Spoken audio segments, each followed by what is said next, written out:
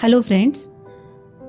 उस शाम को रुशि भी इमरान की 2 सीटर कार लेकर सरदारगढ़ पहुंच गई। इमरान ने सुबह ही उसके लिए तार कर दिया था और उसे उम्मीद थी कि रुशि दिन डूबते डूबते सरदारगढ़ पहुंच जाएगी।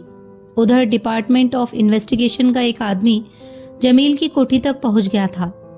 इमरान अपना काम करने का तरीका तय कर चुका था और स्कीम के तहत उसे रॉयल होटल में ठहरना था।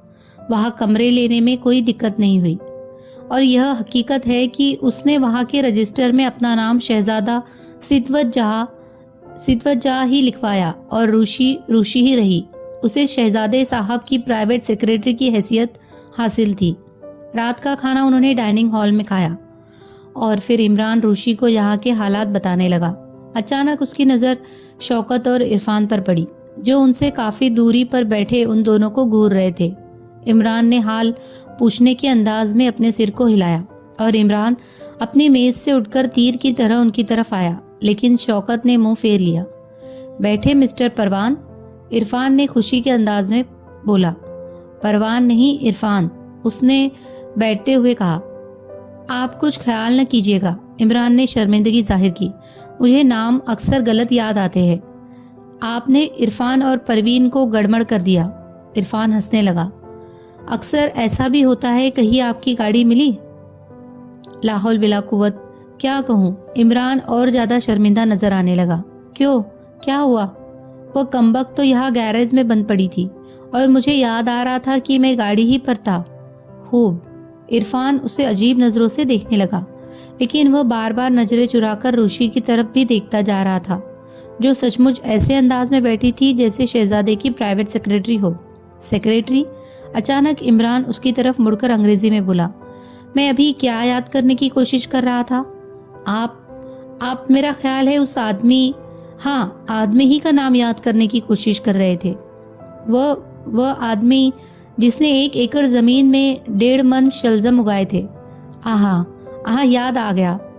इमरान उछल कर खड़ा हो गया, फिर फौरन ही बैठकर बोला, मगर नहीं, वो तो दूसरा आदमी था। जिसने क्या किया था? लाहौल बिला कुव्वत, यह भी भूल गया। क्या बताओ इमरान साहब? इमरान नहीं, इरफान ने फिर टोका। इरफान साहब, हाँ, तो मैं क्या कह रहा था? इमरान बोर होकर उठ गया।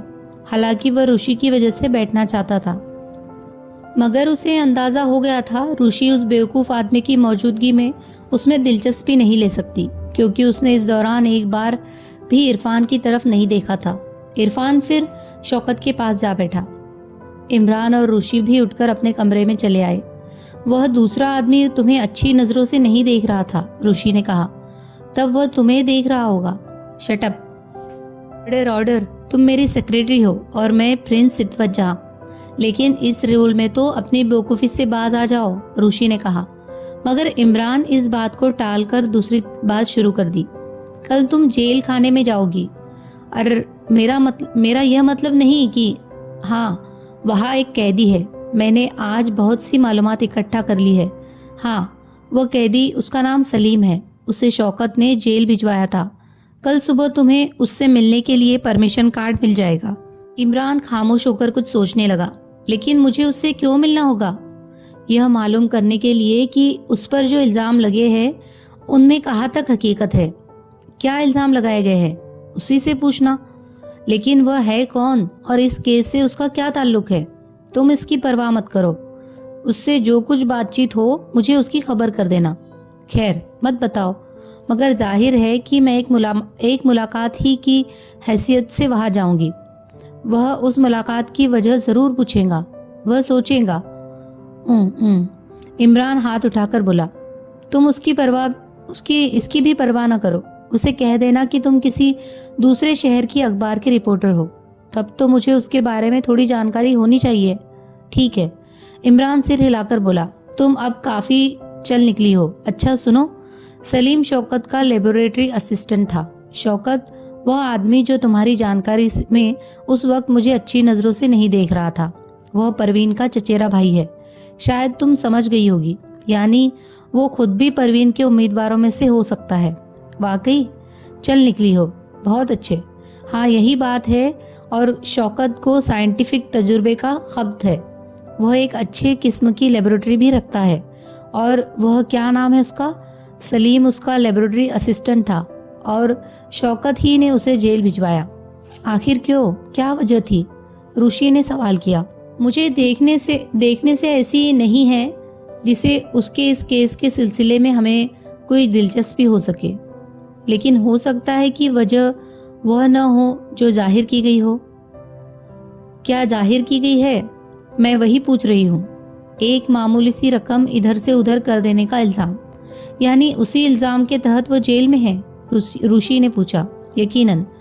तो फिर जाहिर है कि हकीकत भी यही होगी, वरना वह इस जुर्म के तहत जेल में क्यों होता? क्यों?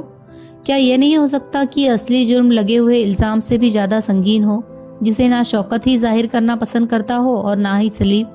अगर ये बात है तो फिर वह मुझे हकीकत बताने ही क्यों लगा?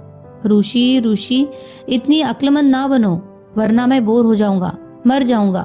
जो कुछ मैं कह रहा हूं उस पर अमल करो। तो फिर कोई तीसरी बात होगी जिसे तुम जाहिर नहीं करना चाहते, ऋषि ने लापरवाही से कहा। खैर, मैं जाऊंगी। हाँ, शाबाश। मैं सिर्फ इतना ही चाहता हूं कि तुम किसी तरह उससे मिलो। कैदी सलाखों की दूसरी तरफ मौजूद था। ऋषि ने उसे गौर से देखा और वह उसे नीचे से ऊपर तक एक शरीफ आदमी मालूम हुआ। उसकी उम्र 30 और 40 के बीच रही होगी। आंखों में ऐसी चमक थी जो सिर्फ ईमानदार आदमियों ही के आंखों में नजर आ सकती है। ऋषि को देखकर वह सलाखों के करीब आ गया। मैं आपको नहीं जानता, वह ऋषि को घूरता धीरे से बोला। ऋषि ने एक कहका लगाया जिसका अंदाज चिढ़न जैसा था। ऋषि ने उस वक्त अपने जहन को बिल्कुल आजाद कर दिया था। वह अपने तौर पर उससे बातचीत करना चाहती थी। इमरान के बताए हुए तरीके पर अमल करने का उसका इरादा नहीं था। इमरान की बातों से उसने अंदाजा कर लिया था कि वह सिर्फ इस मुलाकात का असर मालूम करना चाहता है, इसके अलावा और कोई मकसद नहीं। आप कौन हैं? कैदी ने फिर पूछा। मैं आहा, ऋषि ने फिर कहका लगाया और बुरी औरतों की तरह बेढंगेपन से लचकने लगी। मैं समझ गया, कैदी धीरे से बड़बड़ाया। लेकिन तुम मुझे गुस्सा नहीं दिला सकती। बिल्कुल नहीं, कभी नहीं। बात बड़ी अजीब थी और उन जुमलों पर गौर करते वक्त ऋषि की अदाकारी खत्म हो गई और वह एक सीधी सादी औरत दिखने लगी। कैदी उसे गौर और दिलचस्पी से देखता रहा। फिर उसने धीरे से पूछा, तुम्हें यहाँ किसने भेजा है? अचानक ऋषि का जेहन फिर जागा। उसने मायूसी से सिर हिलाकर कहा, नहीं तो वह आदमी नहीं मालूम होते। कौन आदमी? क्या तुम्हारा नाम सलीम है? जी हाँ, मेरा ही नाम है। और तुम नवाबजादा शौकत के लिए लेबोरेटरी असिस्टेंट थे? हाँ, ये भी ठीक है। फिर तुम वही आदमी हो। कैदी के चेहरे पर फिक्रमंदी के आसार पैदा हुए, लेकिन उनमें दहशत का दखल नहीं था। वह खाली जहन के अंदाज में कुछ पल ऋषि के चेहरे पर नजर जमाए रहा। फिर 2-3 कदम पीछे हटकर बोला, तुम जा सकती हो, लेकिन अगर तुम सलीम, मैं कुछ नहीं सुनना चाहता, यहाँ से चली जाओ। मगर वह गला फाड़कर चीखा और 2 पहरेदार तेजी से चलते हुए सलाखों के पास पहुंच गए। इसके पहले कि कैदी कुछ कहता, ऋषि बोल पड़ी, तुम फिक्र न करो सलीम, मैं तुम्हारे घर वालों की अच्छी तरह खबर लेती रहूंगी। और फिर वह जवाब का इंतजार किए बगैर बाहर निकल गई। इमरान ने ऋषि का बयान बहुत गौर से सुना और कुछ पल खामोश रहकर बोला, तुम वाकई चल निकली हो, इससे ज्यादा मैं भी ना कर सकता था। और तुम मेरी इस कार्रवाई से मुतमईन हो? ऋषि ने पूछा। इतना मुतमईन कि इमरान का जुमला पूरा ना कर सका क्योंकि किसी ने कमरे के दरवाजे पर हल्की सी दस्तक दी। हाँ, कम इन, इमरान ने दरवाजे को घूरते हुए कहा। एक लड़की दरवाजा खोलकर कमरे में आई। इमरान ने उस पर एक उचटती सी नजर डाली।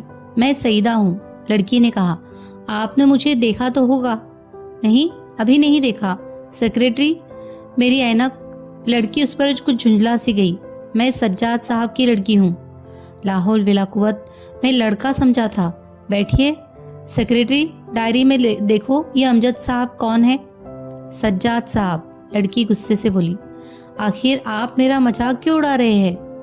मैंने आज तक पतंग के अलावा और कोई चीज नहीं उड़ाई। आप यकीन कीजिए, यूं तो उड़ाने को मेरे खिलाफ बेपर की भी उड़ाई जा सकती है।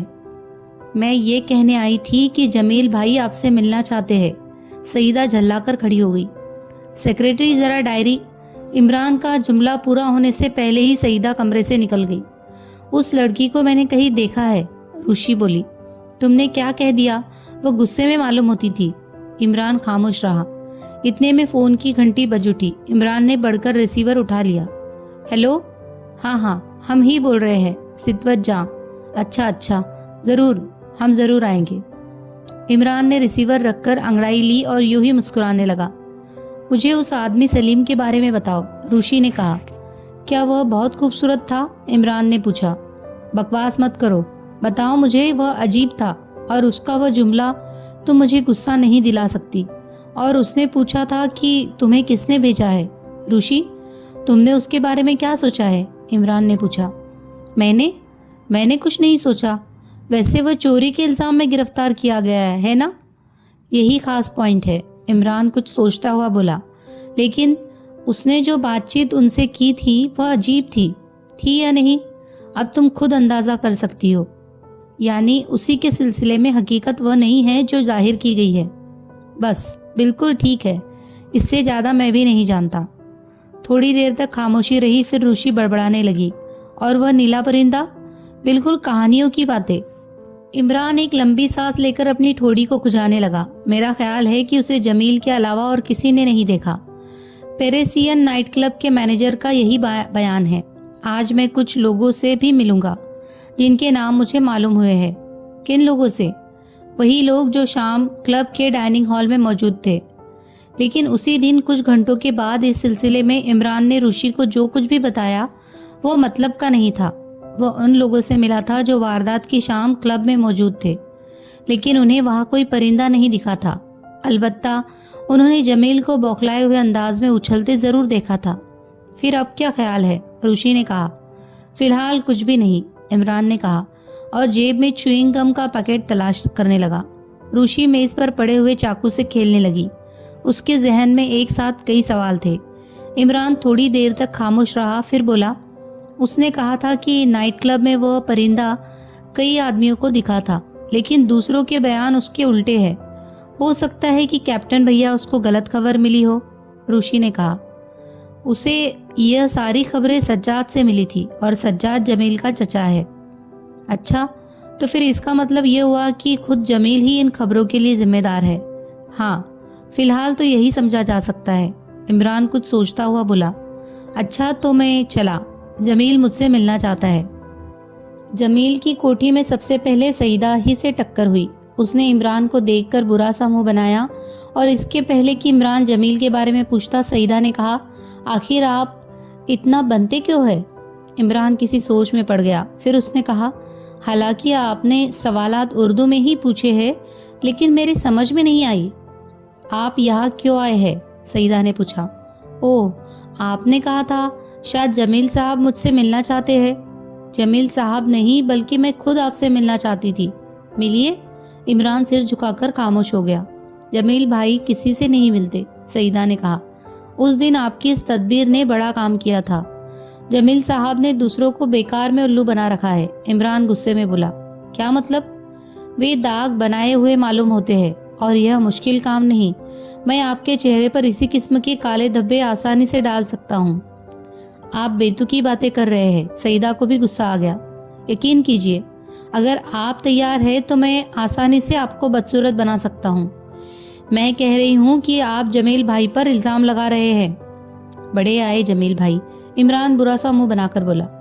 बेकार में नाइट क्लब को बदनाम करके धर दिया, और आखिर उन्हें इससे मिला क्या?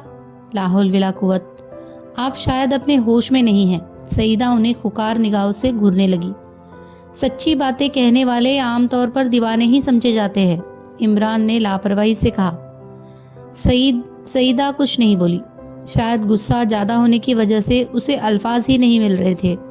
इमरान ने लोहा गर्म देखकर दूसरी चोट लगाई। अब मेरी जुबान खुलवाए, उसने कहा। इस हरकत का मकसद खूब समझता हूँ। देखिए, आप हद से ज़्यादा बढ़ रहे हैं। मैं मजबूर हूँ, इसके अलावा और कोई चारा नहीं। आखिर किस बिना पर कोई वजह? सईदा ने पूछा। उसकी आवाज़ में सख्ती बदस्तूर कायम थी। यहाँ इमरान चारों तरफ देखता हुआ बोला, हमारी बात तो दूसरे भी सुन सकते हैं। सुनने दीजिए, आप इसी घर के एक शख्स पर झूठा इल्जाम लगा रहे हैं। ठीक है, लेकिन जब मैं इस घर वालों के हक में काम कर रहा हूँ, इसीलिए मैं नहीं चाहता कि यह बात बाहर फैले।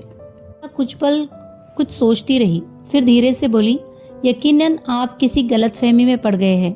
उसका मूड किसी हद तक ठीक हो गया था। हो सकता है कि वह गलतफहमी ही हो, मगर हालात, कैसे हालात? क्या आपको भरोसा है कि यहाँ हमारी बातचीत को तीसरा आदमी नहीं सुन सकेगा? इधर कोई नहीं आएगा। अच्छा तो सुनिए, मुझे अभी तक ज्यादातर हालात कैप्टन फयाज ही की जुबानी मालूम हुए हैं। जाहिर है कि उनकी मालूमात भी आप ही लोगों के बयान पर टिकी है। यहाँ गलती पर है, सईदा बोली, क्योंकि सारे हालात अखबार में भी छपे हुए थे। तो क्या अखबार वालों ने यह बेपर की उड़ाई थी? आप फिर बहकने लगे। क्यों बहकने क्यों लगा? आप इन बातों को झूठ क्यों समझते हैं? तो फिर गलती पर नहीं था। जब आप लोग इन बातों पर अमल नहीं कर सकते तो फयाज की मालूमात आप ही लोगों के लिए बेकार समझी जाएगी। चलिए यही सही। अच्छा, मगर सिर्फ आप ही लोगों के बयान को सच्चाई का पैमाना नहीं बनाया जा सकता। फिर आप अपनी उसी बात पर आ गए। नाइट क्लब का मैनेजर कहता है कि यह सब कुछ क्लब को बदनाम करने के लिए किया गया है। आखिर उसे बदनाम करने की वजह यह नहीं पूछा आपने? फयाज का बयान है कि उस नीले परिंदे को कई आदमियों ने देखा था, लेकिन मुझे अभी तक एक भी ऐसा आदमी नहीं मिला जो उसका खुलासा करता। क्या यह जमील साहब का बयान है कि उस परिंदे को कई आदमियों ने देखा था? नहीं, उन्होंने ऐसी कोई बात नहीं की। सईदा कुछ सोचती हुई बोली, यह अखबारों की खबर है।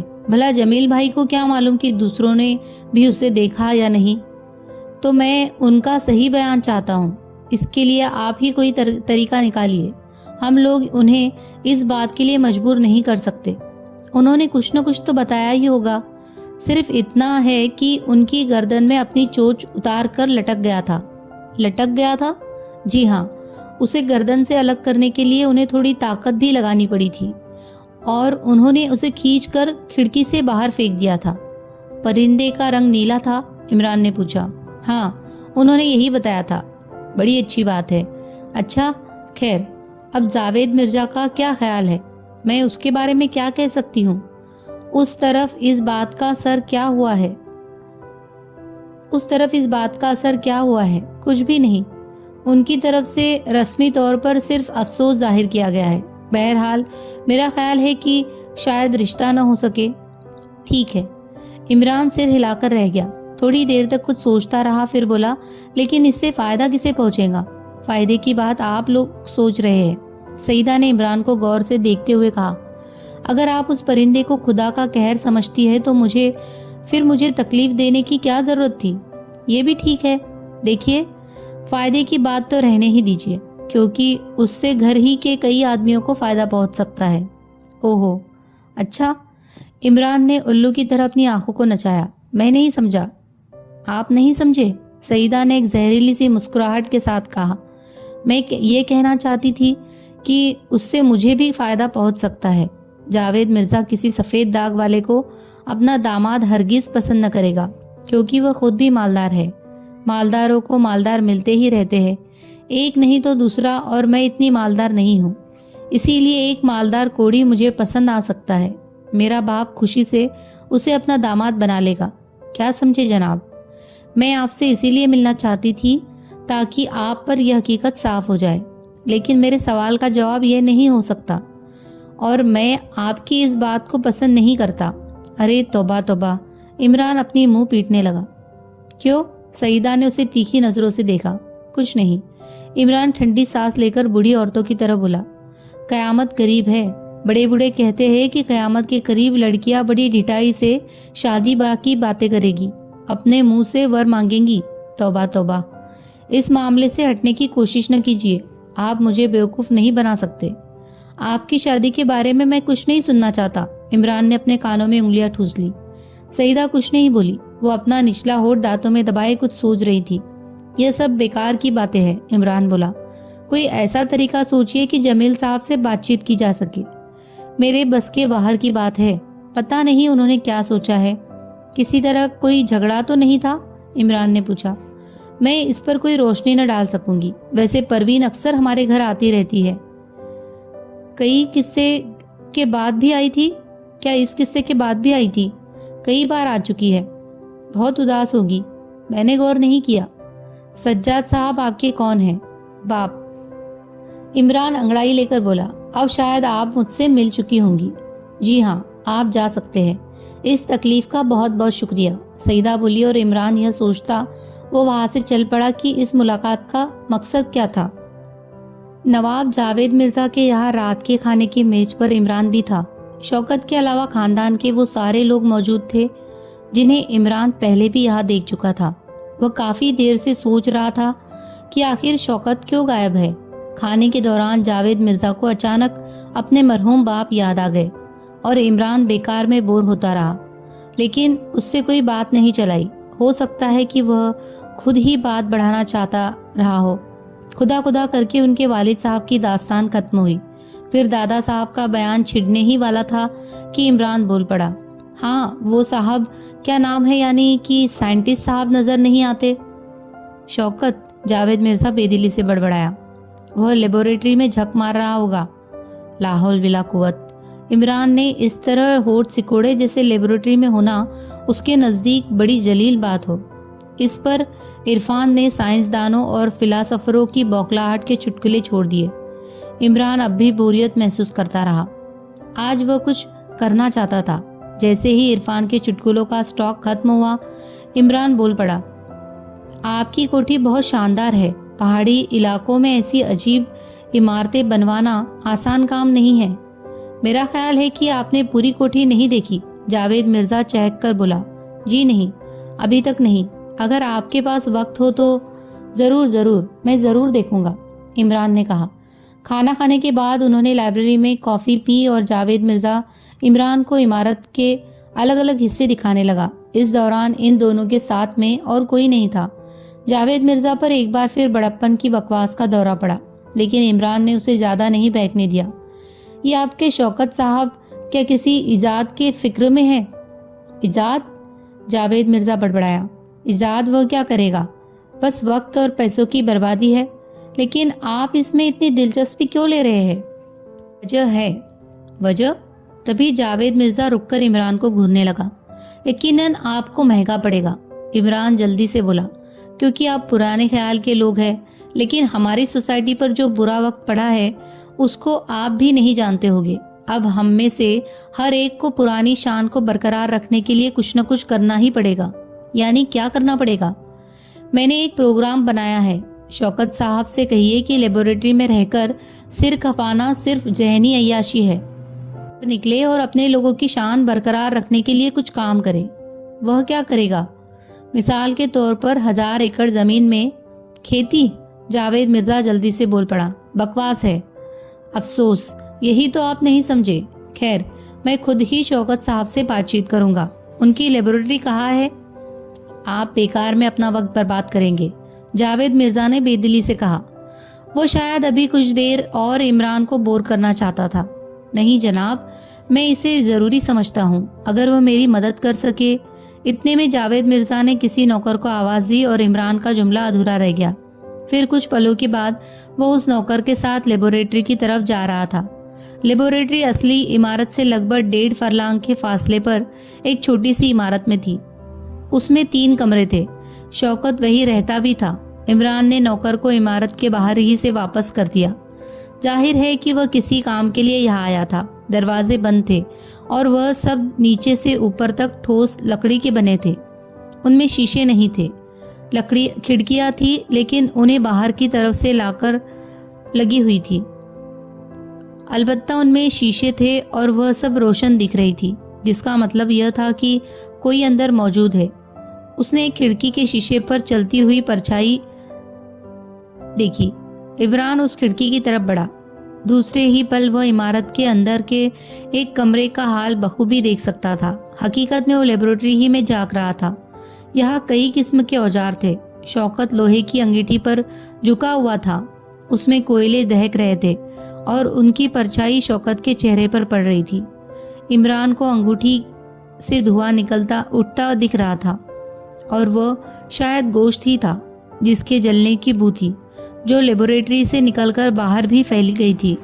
शौकत कुछ पल अंगीठी पर झुका रहा, फिर सीधा खड़ा हो गया और वह करीब ही की मेज पर रखे व्यक्ति के एक डिब्बे की तरफ देख रहा था। फिर उसने उसे हाथ में डालकर जो चीज़ निकाली वह कम से कम इमरान के ख्वाबों ख्यालों में भी ना रही होगी। जाहिर है वो किसी फौरन कामयाबी की उम्मीद लेकर तो यहाँ नहीं आया था। शौकत के हाथ में एक छोटा सा नीले रंग का परिंदा था और शायद वह जिंदा नहीं था। वह कुछ पल उसकी एक टांग पकड़कर लटकाए उसे गौर से देखता रहा। फिर इमरान ने उसे दहकते हुए अंगारों में गिरते देखा। एक बार फिर अंगीठी से गहरा धुआं उठकर हवा में बल खाने लगा। शौकत ने 2 और परिंदे उस डिब्बे से निकाले और उन्हें भी अंगीठी में झोंककर सिगरेट सुलगाने लगा। इमरान चुपचाप खड़ा रहा। वो सोच रहा था कि अब उसे क्या करना चाहिए। वैसे वह अब भी कानूनी तौर पर उसके खिलाफ कोई कार्रवाई नहीं कर सकता था। इमरान सोचने लगा, काश उनमें से एक ही परिंदा उसके हाथ लग जाता, मगर अब वहाँ क्या था? एक बात उसकी समझ में न आ सकी। मुर्दा परिंदे, उनको जलाने का मकसद यही हो सकता था कि वह उन्हें इस शक्ल में भी किसी दूसरे के कब्जे में नहीं जाने देना चाहता था। यानी उन मुर्दा परिंदों से भी जमील वाले केस पर रोशनी पड़ सकती थी। इमरान लेबोरेटरी की तलाशी लेने के लिए बेचैन था, लेकिन वो नहीं जानता था कि किसी को उस पर जर्रा बराबर भी शक हो सके।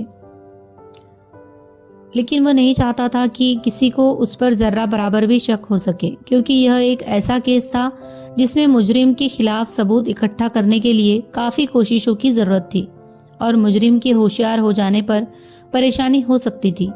शौकत अंगूठी के पास से हटकर एक मेज़ का दराज खोल रहा था। दराज में ताला लगा था। उसने उसमें से एक रिवॉल्वर निकालकर उसके चेम्बर भरे और जेब में डाल दिया। अंदाज से साफ मालूम हो रहा था कि वह कहीं बाहर जाने की तैयारी कर रहा है। फिर वह उस कमरे में चला गया। इमरान खिड़की के पास से हटकर एक पेड़ के तने की ओट में छिप गया। जल्दी उसने किसी दरवाजे के खुलने और बंद होने की आवाज़ सुनी। फिर सन्नाटे में कदमों की आहट गूंजने लगी। धीरे ये आवाज़ें भी दूर होती गई और फिर सन्नाटा छा गया। इमरान तने की ओट से निकलकर सीधा मेन गेट की तरफ आया। उसे उम्मीद थी कि वो बंद होगा, लेकिन ऐसा नहीं था। हाथ लगाते ही दोनों पट पीछे की तरफ खिसक गए। इमरान कुछ देर के लिए रुका। दरवाज़ा बंद ना होने का मतलब यह था कि शौकत ज़्यादा दूर नहीं गया। हो सकता था कि वह रात के खाने के लिए सिर्फ कोठी ही तक गया हो, मगर वह रिवॉल्वर आखिर सिर्फ कोठी तक जाने के लिए रिवॉल्वर साथ ले जाने की क्या ज़रूरत थी?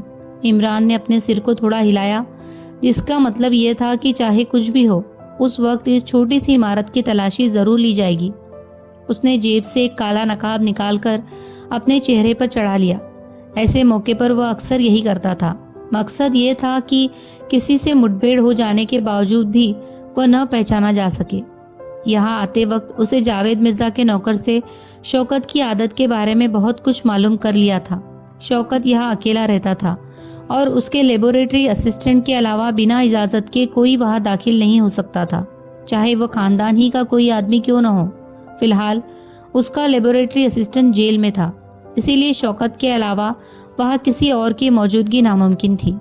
लेकिन इमरान ने उसके बावजूद भी एहतियात से नकाब इस्तेमाल किया था। वह अंदर गया। इमारत के चारों तरफ अंधेरा था। इमरान ने अपनी जेब से एक छोटी सी टॉर्च निकाली और वह उस कम रोशनी में उस कमरे की छानबीन करने लगा। 10 मिनट बीत गए, लेकिन कोई ऐसी चीज़ हाथ में न लगी जिसे शौकत के खिलाफ सबूत के तौर पर इस्तेमाल किया जा सकता था। 2 कमरों की तलाशी लेने के बाद वो लेबोरेटरी में दाखिल हुआ। यहाँ भी अंधेरा था, लेकिन अंगूठी में अभी कोयले दहक रहे थे। इमरान ने सबसे पहले दफ्ती के उस डिब्बे का जायजा लिया जिसमें से मुर्दा परिंदे निकाल कर अंगीठी में डाले गए थे, मगर डिब्बा अब खाली था। इमरान दूसरी तरफ मुड़ा। खबरदार! अचानक उसने अंधेरे में शौकत की आवाज़ सुनी। तुम जो कोई भी हो, अपने हाथ ऊपर उठा लो। मगर उसका जुमला पूरा होने से पहले ही इमरान की टॉर्च बुझ चुकी थी। वह झपट कर एक अलमारी के पीछे हो गया। खबरदार, खबरदार! शौकत कह रहा था। रिवॉल्वर का रुख गेट की तरफ है, तुम भाग नहीं सकते। इमरान ने अंदाज़ा कर लिया कि शौकत धीरे धीरे स्विच बोर्ड की तरफ जा रहा है। अगर उसने रोशनी कर दी तो इस ख्याल में इमरान के जिस्म में बिजली किसी लहर दौड़ गई और वह तेजी से धीमे कदमों से चलता हुआ गेट के करीब पहुंच गया। उसे शौकत की बेवकूफ़ी पर हंसी भी आ रही थी। एक तो इतना अंधेरा था कि वह उसे देख नहीं सकता था, दूसरा उस कमरे में अकेला एक वही गेट नहीं था। लेकिन इमरान ने उसी गेट को भागने का रास्ता बनाया जिसकी तरफ शौकत ने इशारा किया था। वो बहुत ही आसानी से इमारत के बाहर निकल गया और फिर तेजी से कोठी की तरफ जाते वक्त उसने मुड़कर देखा तो खिड़कियां रोशन हो चुकी थी। रूशी ने हैरत के अंदाज में इमरान की तरफ देखा। मैं ठीक कह रहा हूँ, इमरान ने सिर हिलाकर कहा। पिछली रात शौकत ने मुझे धोखा दिया था। शायद उसे किसी तरह पता चल गया था कि मैं खिड़की से झांक रहा हूँ। रिवॉल्वर था उसके पास, हाँ, लेकिन उसकी अहमियत नहीं। हो सकता है वह उसका लाइसेंस भी रखता हो। और वह परिंदे नीले ही थे? 100%, इमरान ने कहा। कुछ देर खामोश रहा, फिर बोला, तुम पिछली रात कहाँ गायब थी? मैं उसी आदमी सलीम के चक्कर में गई थी। हाय ऋषि, तुम सचमुच जासूसी होती जा रही हो। बहुत खूब। हाँ तो फिर? तुमने शायद, ठहरो बताती हूँ। मैंने उसके बारे में बहुत सी मालूमात हासिल की है। शुरू हो जाओ। उसके कुछ रिश्तेदारों ने उसकी जमानत लेनी चाहिए थी, लेकिन उसने उसे मंजूर नहीं किया। इस पर खुद पुलिस को भी हैरत है। उससे इसकी वजह जरूर पूछी गई होगी। हाँ, लेकिन उसका जवाब कुछ ऐसा है कि जो किसी फिल्म की कहानी बनकर ज़्यादा दिलचस्प साबित हो सकता है। यानी वह कहता है कि वह अपना दागी चेहरा किसी को नहीं दिखाना चाहता। एक ऐसे मालिक को धोखा दिया है जो बहुत ही नेक, शरीफ और मेहरबान था। मैं नहीं चाहता कि अब कभी उसका सामना हो। मैं जेल की कोठरी में मर जाना पसंद करूंगा। अच्छा, इमरान बेवकूफ़ों की तरह आंखें फाड़ कर देखने लगा। मैं नहीं समझ सकती कि 20वीं सदी में भी इतने अच्छे आदमी पाए जाते होंगे। जाहिर है जो इतना अच्छा होगा वो चोरी की क्यों करने लगा? वैसे उसके जानने वाले कहते हैं कि वो एक बहुत अच्छा आदमी है और वह चोरी जैसा काम कर ही नहीं सकता, मगर दूसरी तरफ वह खुद ही जुर्म कबूल करता है। तो फिर उसके जानने वालों में कई तरह के ख्याल पाए जाते होंगे। हाँ, मैंने भी यही महसूस किया है, ऋषि सिर हिलाकर बोली। कुछ लोग कहते हैं कि यह सिर्फ किसी किस्म का ड्रामा है। लेकिन किस किस्म का ड्रामा? उसके मकसद पर भी किसी ने रोशनी डाली या नहीं? नहीं, उसके बारे में किसी ने कुछ नहीं कहा। इमरान कुछ सोचने लगा, फिर उसने कहा, मामला काफी पेचीदा है। पेचीदा नहीं बल्कि मजाकिया है कहो, ऋषि मुस्कुराकर बोली। सलीम शौकत का नौकर था। अगर शौकत को असल मुजरिम मान लिया जाए तो सलीम के जेल जाने की बात बिल्कुल बेईमानी हुई। किसी हद तक तुम्हारा ख्याल बिल्कुल सही है। किसी हद तक क्या बिल्कुल सही है? ऋषि बोली। नहीं, उस पर बिल्कुल की छाप लगाना ठीक नहीं। इमरान कुछ सोचता हुआ बोला। अच्छा, तो फिर तुम ही बताओ कि उसे जेल क्यों भिजवाया गया? हो सकता है कि उसने सचमुच चोरी की हो। ओहो, क्या तुम्हें वह बातचीत याद नहीं जो जेल में मेरे और उसके बीच हुई थी? मुझे अच्छी तरह याद है। फिर कुछ भी नहीं, मुझे सोचने दो। हाँ ठीक है, उसे यूं ही समझो। मान लो कि सलीम शौकत के जुर्म के बारे में जानता है, इसीलिए वो उस पर चोरी का इल्ज़ाम लगाकर उसे जेल भिजवा देता है। अगर यही बात है, ऋषि जल्दी से बोली, तो वो बहुत ही आसानी से शौकत के जुर्म का राज फाश कर सकता था। अदालत को बता सकता था कि उसे किस लिए जेल भिजवाया गया है। हाँ, इमरान हाथ नचाकर बोला, तुम बिल्कुल बुद्धू हो। अदालत में शौकत भी यही कह सकता था कि वो अपनी गर्दन बचाने के लिए उस पर झूठा इल्ज़ाम लगा रहा है। आखिर उसने गिरफ्तार होने से पहले ही उसके जुर्म की पुलिस को क्यों नहीं इत्तला दी? साफ रहे कि सलीम की गिरफ्तारी जमील वाले वाक़ये के 3 दिन बाद हुई थी। चलो वैसे मान लेती हूँ, ऋषि ने कहा। सलीम ने मुझे यह क्यों कहा था कि तुम मुझको गुस्सा नहीं दिला सकती? तुम खामोशी से मेरी बात सुनती जाओ, इमरान झुंझलाकर बोला। बात खत्म होने से पहले ना टोका करो। मैं तुम्हें सलीम के उन अल्फाज का मतलब भी समझा दूंगा और उसी रोशनी में कि शौकत ही मुजरिम है। वैसे एक बात साफ है कि सलीम शौकत से भी ज़्यादा घाघ है। मान लो सलीम ने सोचा हो कि वह जेल ही में ज़्यादा महफूज रह सकेगा, वरना हो सकता है कि शौकत अपना जुर्म छिपाने के लिए उसे कत्ल ही करा दे। शौकत ने उसे इस उम्मीद पर चोरी के इल्ज़ाम में जेल भिजवाया होगा कि वह उसका राज जरूर उगल देगा, लेकिन खुद भी शामिल होने की बिना पर अदालत को उसका यकीन दिलाने में कामयाब न होगा। शौकत के पास इस सूरत में सबसे बड़ा एतराज़ यही होगा कि उसने गिरफ्तार होने से 3 दिन पहले पुलिस को इसकी खबर क्यों नहीं थी? मैं समझ गई, लेकिन सलीम के वह जुमले। ऋषि ने फिर टोका। अरे खुदा तुम्हें गारत करे, सलीम के जुमलों की ऐसी की तैसी। मैं खुद फांसी पर चढ़ जाऊंगा तुम्हारा गला घोटकर। हाँ, मुझे अपनी बात पूरी करने दो ऋषि की बच्ची। इमरान ने कुछ इसी किस्म की मजाकिया अंदाज में झल्लाहट जाहिर की थी कि ऋषि हंस पड़ी। अरे उस उल्लू के पट्टे ने बिल्कुल खामोशी अपना ली, यानी शौकत के जुर्म का मामला बिल्कुल ही घोट कर अपना जुर्म कबूल किया। अब तुम खुद सोचो शैतान की खाला की शौकत पर उसका क्या असर हुआ होगा। जाहिर है उसने यह ज़रूर चाहा होगा कि सलीम के उस रवैये की वजह मालूम करे, और दूसरी तरफ सलीम ने भी यह सोचा होगा कि शौकत उसकी वजह मालूम करने की कोशिश ज़रूर करेगा। फिर तुम वहाँ जा पहुंची। सलीम समझा कि तुम शौकत ही की तरफ से उसकी टोह में आई हो, इसीलिए उसने तुम्हें उड़न घाइयाँ बताई और यहाँ तक कह दिया कि तुम उसे गुस्सा दिलाकर भी असलियत नहीं उगलवा सकती। हो सकता है कि उसने अपनी जानकारी में शौकत को और ज़्यादा डराने के लिए तुमसे इस किस्म की बातचीत की हो। मगर की बच्ची, अब अगर तुमने कोई नया पेश निकाला तो मैं एक बोतल कोका कोला पीकर हमेशा के लिए खामोश हो जाऊंगा। तुम्हारा नजरिया गलत भी हो सकता है, ऋषि ने संजीदगी से कहा। नहीं, मैं जेम्स बॉन्ड हूँ। इमरान गला फाड़कर चीखा। मुझसे कभी कोई गलती नहीं हो सकती। मैं जूते का चमड़ा देखकर बता सकता हूँ कि कबूतर की खाल का है या मेंढक की खाल का है। अभी मुझे डॉक्टर वॉटसन जैसा कोई चुगत नहीं मिला। यही वजह है कि मैं तेजी से तरक्की नहीं कर सकता। अच्छा, मान लो कि नाइट क्लब के मैनेजर ही की बात सच हो तो मुझे बड़ी खुशी होगी। खुदा हर एक को सच बोलने की सहूलियत अता करे। मुझसे बेतुकी बातें न किया करो, ऋषि झल्ला गई। ए ऋषि, तुम अपना हुलिया ठीक करो। मैं तुम्हारा शौहर नहीं हूँ। हाँ, तुम्हें शौहर बनाने वाली किसी गधी ही के पेट से पैदा होगी। खबरदार अगर तुमने गधी की शान में कोई गलत बात मुंह से निकाली। इमरान बुरा सा मुंह बनाकर बोला और ऋषि बुरा सा मुंह बनाए हुए कमरे से बाहर निकल गई। इमरान का एक एक पल बड़ी मुश्किल से बीत रहा था। उसकी जानकारी में मुजरिम सामने मौजूद था, बस उसके खिलाफ ऐसे सबूत हासिल करना बाकी रह गया था जिन्हें अदालत में पेश किया जा सके। उसने शौकत के पास मुर्दा परिंदे देखे थे जिन्हें वो आग से जला रहा था, लेकिन इस बात का कोई सबूत उसके पास नहीं था और अदालत सबूत मांगती है। परवीन शौकत की चचेरी बहन थी और नवाब जावेद मिर्जा की इकलौती बेटी। जाहिर है कि नवाब के बाद उनकी जायदाद की मालिक वही होती। शौकत भी कभी जायदाद का मालिक था, लेकिन उसकी जायदाद साइंटिफिक तजुर्बे में घुस गई। इसीलिए वो दोबारा अपनी माली हालत सुधारने के लिए परवीन से शादी के ख्वाब देख सकता था। इमरान ने अपना ख्याल कैप्टन फयाज पर जाहिर किया, जिसे उसने तार देकर खास तौर से सरदारगढ़ बुलाया था। मगर इमरान, फयाज ने कहा, यह ज़रूरी नहीं कि परवीन की शादी इस वाक़े के बाद शौकत ही से हो जाए। अगर जावेद मिर्ज़ा को परवीन की शादी अपने भतीजों में ही से किसी से करनी होती तो बात जमील तक कैसे पहुंचती।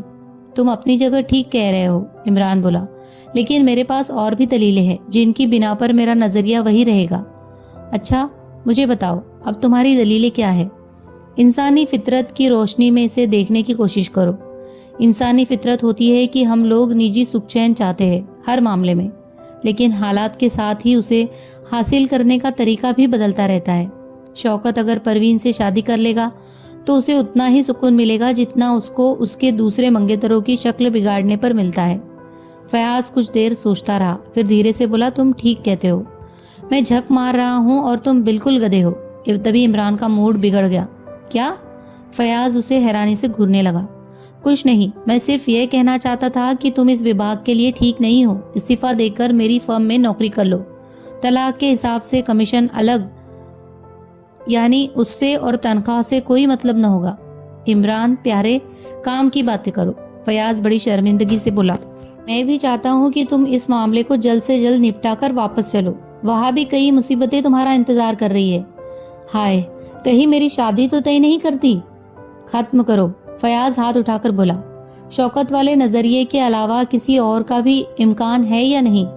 है, क्यों नहीं? यह हरकत जमील के चाचा या मामू की भी हो सकती है। हाँ, हो सकती है, मगर मैं इस पर यकीन करने के लिए तैयार नहीं। सिर्फ इसलिए कि सज्जाद से तुम्हारे दोस्ताना ताल्लुकात है। क्यों? नहीं, ये बात नहीं। उनमें से हर एक मेरे लिए खुली किताब है। उनमें कोई भी इतना अक्लमंद नहीं है। खैर, मुझे इसमें बहस नहीं है। मैंने जिस काम के लिए बुलाया उसे सुनो, इमरान ने कहा और फिर खामोश होकर सोचने लगा। थोड़ी देर बाद फिर बोला, सलीम का किस्सा सुन ही चुके हो। मैं चाहता हूँ किसी तरह उसे जेल से बाहर लाया जाए। भला ये कैसे हो सकता है? कोई सूरत निकालो। आखिर उससे क्या होगा? बच्चा होगा और तुम्हें मामू कहेगा। इमरान झल्लाकर बोला, नामुमकिन है, यह किसी तरह नहीं हो सकता। बच्चा? इमरान ने पूछा। बको मत, मैं सलीम की रिहाई के बारे में कह रहा हूँ। वह चोरी के जुर्म में बंद है। उसे कानून के सुपुर्द करने वाला शौकत है। जब तक कि वह खुद अदालत से उसकी रिहाई की अपील ना करे, ऐसा नहीं हो सकता। मैं भी इतना जानता हूँ। इसके बावजूद भी इस किस्म के बेवकूफ़ जैसी ख्यालात रखते हो। अगर वह रिहा नहीं हो सकता तो फिर असल मुजरिम कहाँ हाथ आना भी मुश्किल है। आखिर शौकत के खिलाफ सबूत क्यों नहीं मुहैया करते? मुझे यह सब कुछ बंडल मालूम होता है, खास तौर पर परिंदों की कहानी। फिर शौकत उन मुर्दों को आग में क्यों जला रहा था? फयाज ने कहा। वह झक मार रहा था, उसे जहन्नुम में डालो। लेकिन क्या तुम किसी ऐसे परिंदे के वजूद पर यकीन रखते हो जिसके चोंच मारने से आदमी कोड़ी हो जाए और उसके जिस्म में ऐसे वायरस पाए जाए जो सारी दुनिया के लिए बिल्कुल नए हो? जाहिर है सफ़ेद दागों के वही वायरस। हो सकता है कि किसी साइंटिफिक तरीके से उन परिंदों में उस किस्म के असर पैदा किए गए हो। अच्छा, यानी तुम भी यही समझते हो। इसका यह मतलब हुआ कि हर आदमी किसी ऐसे साइंटिफिक तरीके के बारे में सोच सकता है। तो समझो शौकत बिल्कुल बुद्धू है। उसने जानबूझकर अपनी गर्दन फंसवाई है। सारा शहर इस बात को जानता है कि शौकत एक अक्लमंद साइंटिस्ट है और वायरस उसका खास टॉपिक है। फिर वह मुर्दा परिंदे? मैं कहता हूँ इस बात को खत्म नहीं कर दो तो अच्छा है। सलीम की रिहाई के बारे में सोचो। यह ऐसा है जैसे मच्छर के पेट से हाथी पैदा करना। तो फिर असल मुजरिम का हाथ आना भी मुश्किल है। और मैं अपना बिस्तर गोल करता हूँ। तुम खुद ही कोई तरीका क्यों नहीं सोचते? फयाज झुंझला कर बोला। मैं सोच चुका हूँ। तो फिर क्यों झक मार रहे हो? मुझे बताओ क्या सोचा है? उसके किसी रिश्तेदार को जमानत के लिए तैयार कराओ। मगर वह जमानत पर रिहा होने से इनकार करता है। उसके इनकार से क्या होता है? मैं उसे अदालत में झक्की साबित करा दूंगा और फिर उसे इस बात की इत्तला देने की जरूरत ही नहीं है कि उसकी जमानत होने वाली है। इतना तो तुम कर ही सकोगे कि जेल से अदालत तक लाने से पहले उस पर यह जाहिर किया जाए कि मुकदमे की पेशी के सिलसिले में उसे ले जाया जा रहा है। हाँ, यह हो सकता है। हो नहीं सकता, बल्कि उसे कल तक हो जाना चाहिए। इमरान ने एक एक लफ्ज पर जोर देकर कहा।